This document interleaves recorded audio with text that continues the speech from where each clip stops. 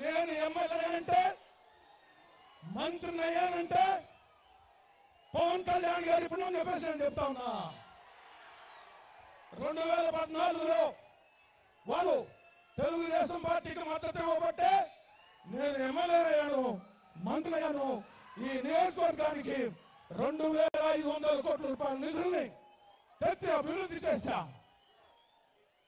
Telugu Desam party అధికారం ఉందంటే పవన్ కళ్యాణ్ గారి యొక్క పుణ్యం.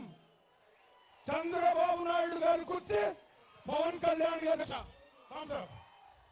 చంద్రబాబు నాయుడు గారి కూర్చి పవన్ కళ్యాణ్ గారి యొక్క విషయం చెప్పేసి సందర్భంగా నేను తెలియజేస్తున్నా. 2014లో పవన్ కళ్యాణ్ గారు మద్దతు ఇవ్వకపోతే తెలుగుదేశం పార్టీ చిత్తుగా ఓడిపోయేది, ప్రతిపక్షంలో ఉండేదని చెప్పేసి నేను తెలియజేస్తా ఉన్నాం. మేము ఎమ్మెల్యేలయ్యాం, మంత్రులమయ్యాం, చంద్రబాబు నాయుడు గారు ముఖ్యమంత్రి అయ్యారు.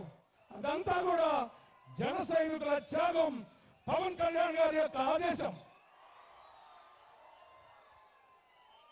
అయితే ఇవాళ రాష్ట్రంలో ఎక్కడ చూసినా అవినీతి, ఎక్కడ చూసినా అరాచకం, ఎక్కడ చూసినా దోపిడీ, ఎక్కడ చూసినా దౌర్జన్యం.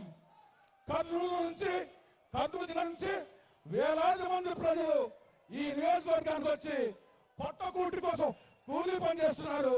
ఇవాళ ఈ నియోజకవర్గంలో ఎక్కడికి పోయింది పేదరికం, ఎక్కడ పోయింది నిరుద్యోగం, ఎక్కడ చూసినా పేదరికం, ఎక్కడ చూసినా నిరుద్యోగం, ఎక్కడ చూసినా వెనుకబాటుతనం.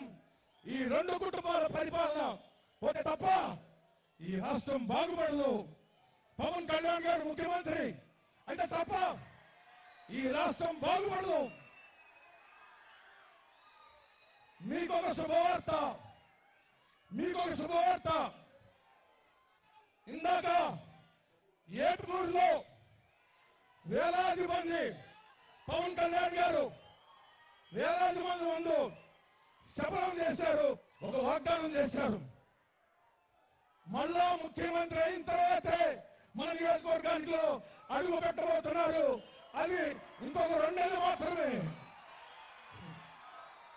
ఇంకొక 2 నెలల్లో పవన్ గారు ముఖ్యమంత్రి అవుతారు.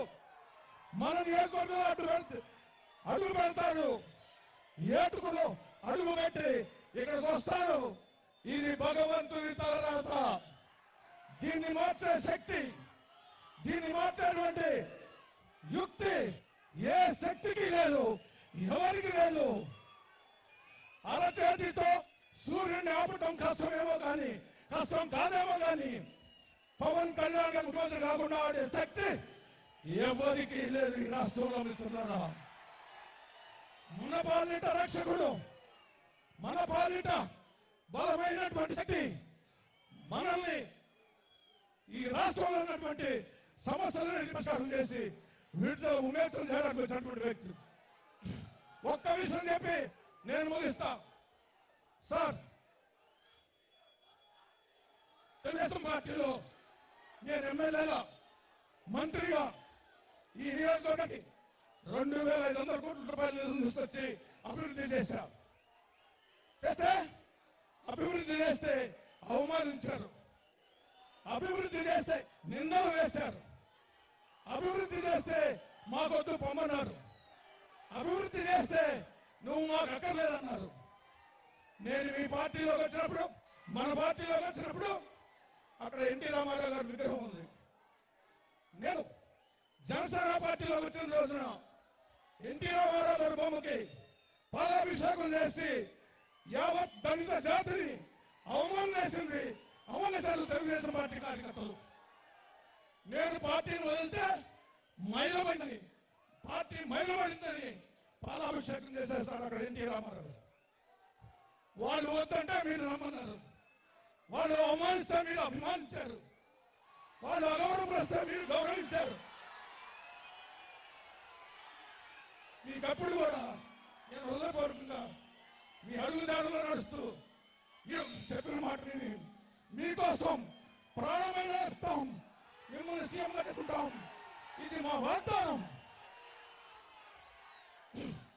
ఇప్పుడు కొన్నింతల వంశపు కొదమ సింహం మన పవన్ కళ్యాణ్ గారు.